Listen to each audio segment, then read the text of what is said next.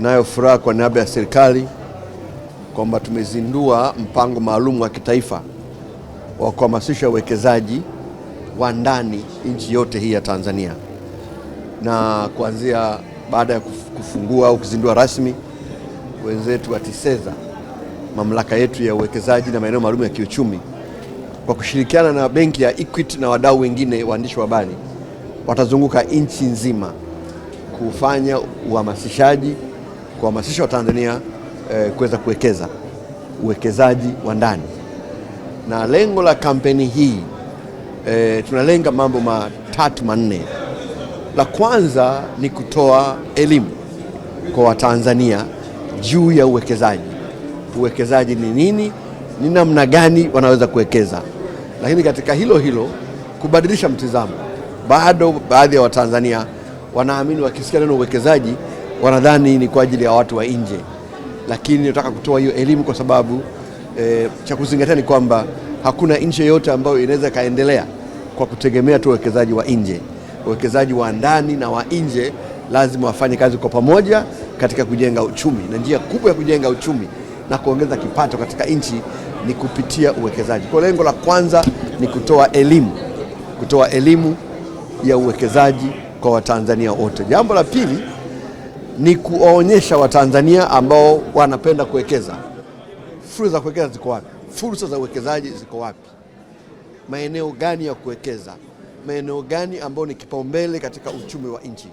Kwa hiyo ni eneo la pili ambalo litakuwa ni kubwa sana. Eneo la tatu ambalo nataka tulifanye ni kuwaeleza Watanzania vivutio gani vya kikodi na visivyo vya kikodi ambavyo vinatolewa na serikali kupitia TISEZA pale ambapo wataamua kuwekeza.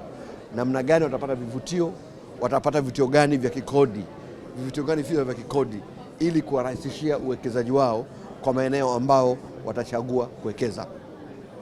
Lengo la nne ni kuwakutanisha wawekezaji wa Kitanzania na wawekezaji wa nje katika swala zima lile la ubia katika uwekezaji. Namna gani wanaweza wakashirikiana na wawekezaji wa nje katika kuweza kukuza uwekezaji wao. Lakini la tano ambalo ni nyongeza ni kwamba Watanzania wengi wana maeneo wanaomiliki, kwa mfano ardhi, na wajua wafanyie nini. Tungetaka tutumie fursa hii kwa kukutanisha na TISEZA ili wanaweza kukabidhi maeneo kwa TISEZA kuwasaidia kupata wawekezaji ili waweze kuwekeza katika maeneo yao, ili wabadilishe maeneo yao ya ardhi kuwa mali kifedha, na kwa mtindo watakuza kipato chao na watasaidia pia kukuza kipato cha kitaifa na kuongeza ajira Tanzania. Kwa ndio maeneo matano ambayo tunaenda kufanya kazi katika swala hili la uwekezaji. Wito wangu ni kupitia nyewe waandishi wa habari kwamba Watanzania wajitokeze, wasikilize wetu TISEZA, waulize maswali, waone fursa ambazo zipo na hatimaye wachukue hatua, kwa sababu Mheshimiwa Rais Dr. Samia Suluhu Hassan ameamua kwa dhati kabisa kukuza sekta ya uwekezaji wa ndani, yani domestic investment, sambamba na kuvutia uwekezaji wa nje. Hiyo ndiyo njia sahihi ya kuweza kukuza uchumi wetu.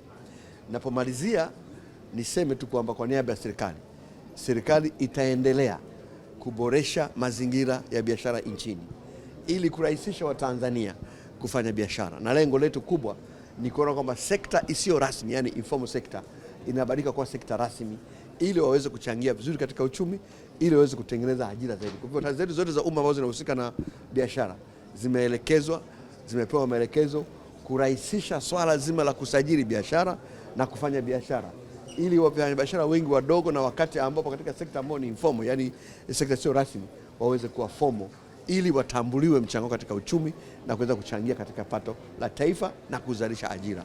Nawashukuru sana.